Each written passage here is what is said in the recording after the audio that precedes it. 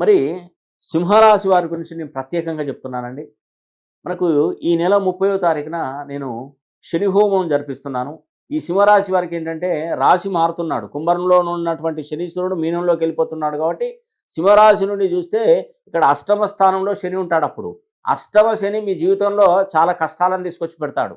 అది ఏ రకమైనటువంటి కష్టమైనా కానివ్వండి.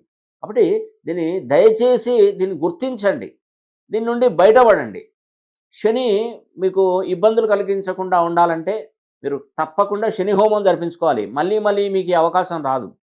30 తర్వాత మనం 100 కోట్లు ఇచ్చి శని హోమం చేయించండి, 100 మంది పండితులను తీసుకొచ్చి చేయించండి అంటే శని అనుగ్రహించడు. మనం ఇప్పుడే దీనికి అసలు సిసలైనటువంటి హోమము శని హోమం ఇదే మంచి టైం ఇది. నేను 2.5 సంవత్సరాల నుండి చెప్పుకుంటూ వస్తున్నాను. ఇక నేను చెప్పను, అయిపోయింది, క్లోజ్, లాస్ట్ ఫైనల్ సింహరాశి వారికి.